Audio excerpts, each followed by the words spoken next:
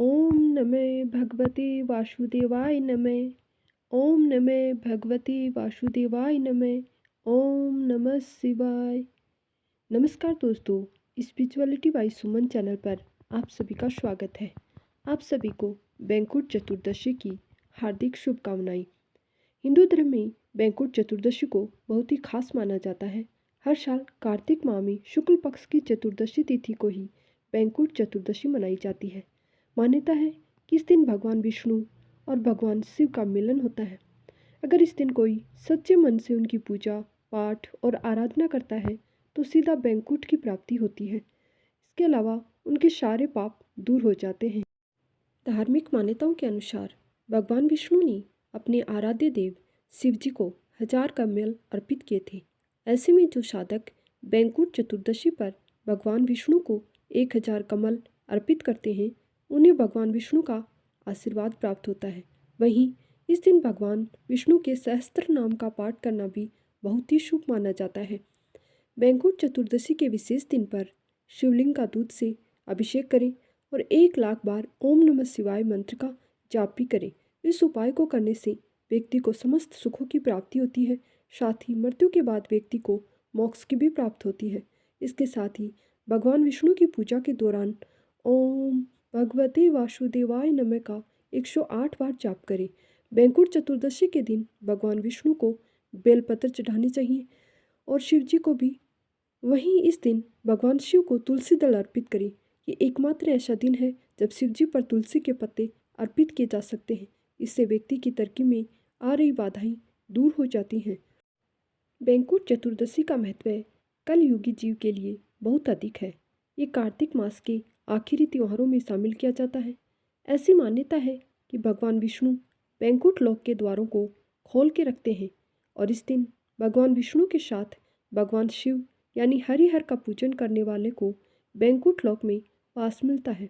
बता दें कि बैंकुट लोक उस लोक को कहा जाता है जब भगवान विष्णु वास करते हैं और जहाँ एक बार जाने के बाद जीवात्मा जीवन मृत्यु के चक्कर से छूटकर सदा के लिए भगवान विष्णु के चरणों में स्थान पाती है। इसलिए इस दिन का महत्व और भी अधिक है। बैंकुट चतुर्दशी के दिन गंगा स्नान अवश्य करें। बैंकुट चतुर्दशी के दिन राधा दामोदर या शालिग्राम तुलसी का पूजन करके पितरों के निमित्त तर्पण और सुपिंडी श्राद्ध भी करें। बैंकुट चतुर्दशी के दिन ही राधा दामोदर की पूजा सुहागिन स्त्रियों के लिए चिर सौभाग्यवादी प्रदान करने वाली है। बैंकुट चतुर्दशी के दिन ही राधा दामोदर शालिग्राम तुलसी और भगवान कार्तिकेय के पूजन का भी खास महत्व है। बैंकुट चतुर्दशी के दिन पूर्व की ओर मुख करके श्री हरिहर यानी भगवान विष्णु और शिव जी का पूजन करना चाहिए।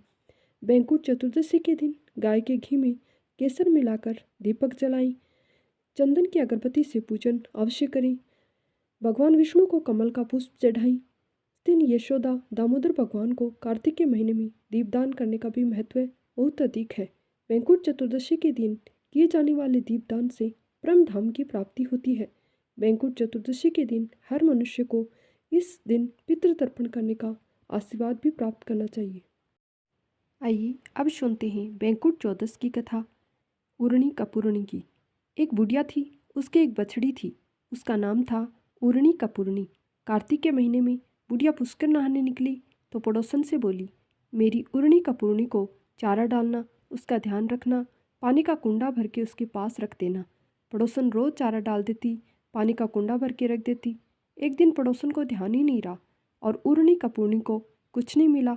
वो बिना चारे के भूखी मरती रही और वो पानी के कुंड में गिर पड़ी। गिरते ही उसका स्नान हो गया, भूखों मरते के वाश हो गया और वो मर गई। उस दिन बैंकुट चौदस थी तो वो बैंकुट में चली गई। बुढ़िया पुष्कर नहाकर आ गई। पड़ोसन से पूछने लगी, मेरी उरणी कपूरणी कहाँ गई? पड़ोसन बोली, वो तो मर गई।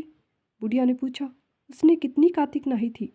पड़ोसन बोली, ज़्यादा तो नहीं, सिर्फ एक बैंकुट चौदस नहाई थी। बैंकुट चौदस के पुण्य से उरणी कपूरणी ने अगले जन्म में राजा के घर में जन्म ले लिया। इसलिए कहा जाता है कि महीना भर जो नहीं नहा सके तो चौदस के दिन जरूर स्नान ध्यान व्रत करना चाहिए। भगवान शिव और विष्णु का पूजन करना चाहिए। जिस प्रकार से उरणी कपूरणी को गति मिली वैसी ही सबको मिले। धन्यवाद।